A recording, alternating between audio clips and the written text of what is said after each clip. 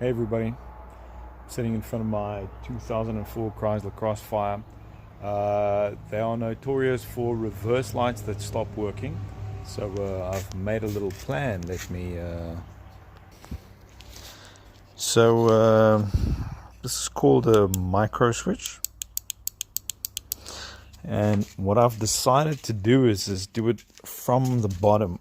What I tried to do is open up the gear mechanism to try and see if I can find out. I've searched online, you can't find really parts on these unless it's a smashed up one, but then the switches are already worn on them. There's no space to make a modification inside, so the only other thing is to do it from the bottom. I'm going to climb in here and show you.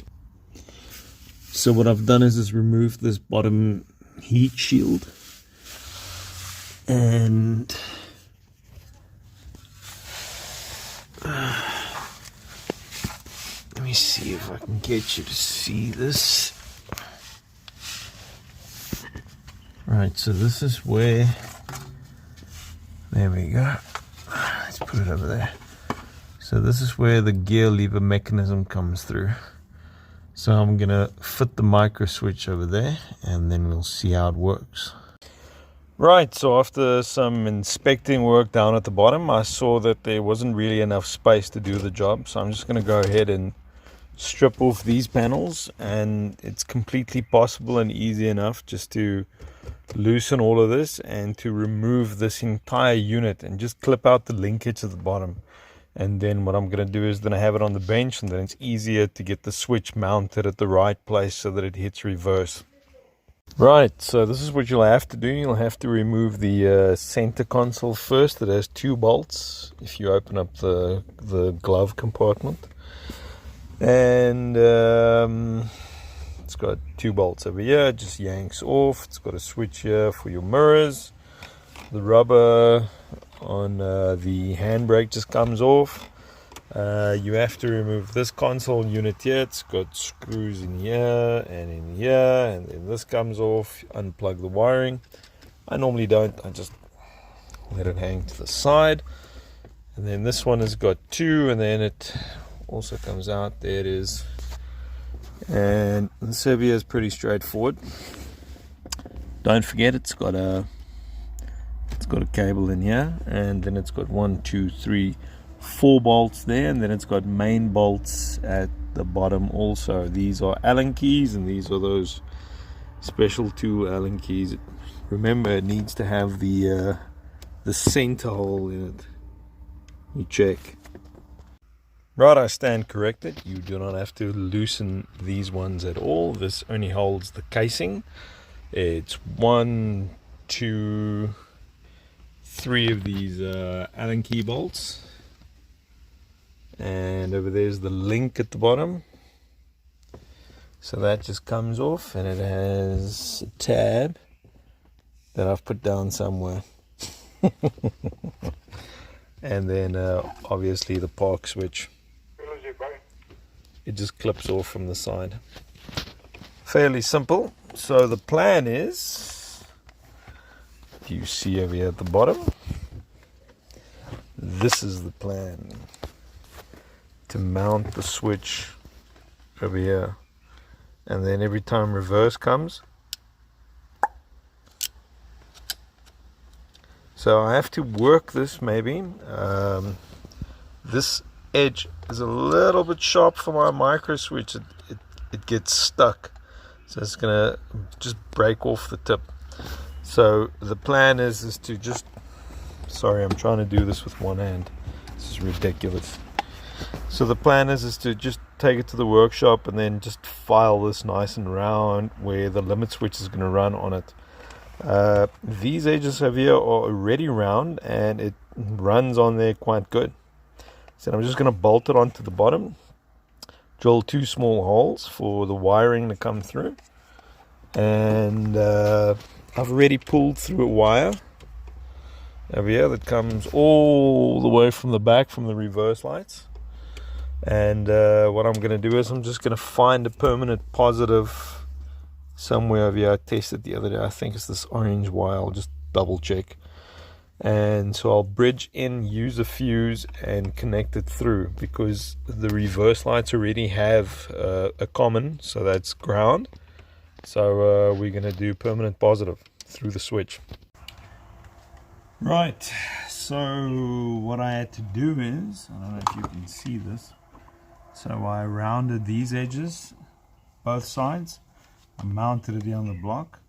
If you put your finger in here, you can pull the park tab. It's currently in park. And just listen. There it's in reverse. There it's neutral. There it's in drive. Do you see that it misses it? So there it comes back. Come on, you bugger.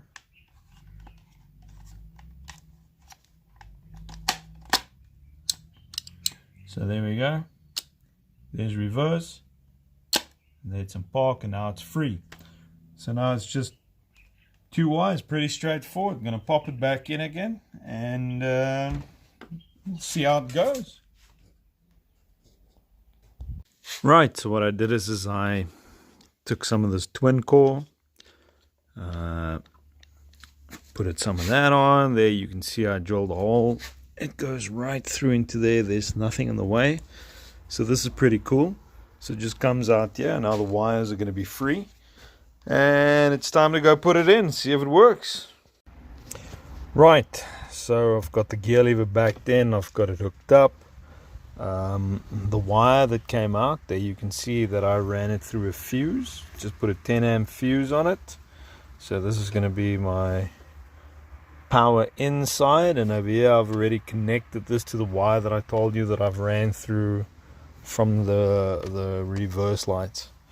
So please bear in mind, if you look in the back over there, that's why I connected in. So the original wire that went through, I cut it off.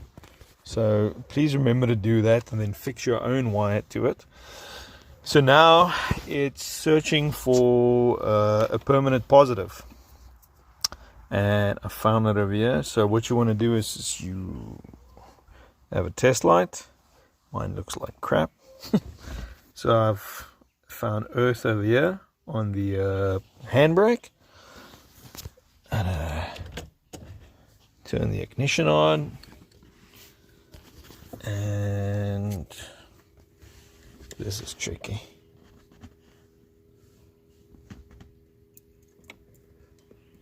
There we go. It's this one over here. It's this pink wire. So it's quite a thick gauge wire, so I wouldn't be too concerned about drawing too much power on it. It's only two taillights. So I'm just going to splice it in here and connect it up with a fuse. These things are such a pain. There we go. That goes over there.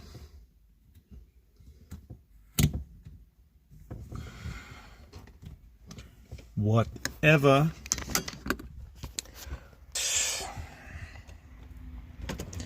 Ignition on. Switch on. Let's go have a look and see. Ha! So these wires are not bridged out. So this is the only thing that I'm going to do. Let me just show you in here. So this is the one. It's the brown wire. So what I've did is I just connected the one here. Can you see? On the plug, so if you want to remove the light you can. So from here I'm just going to splice a wire and run it through this way, and then just connect it up on this side. That'll be that. Chrysler Crossfire reverse light fix.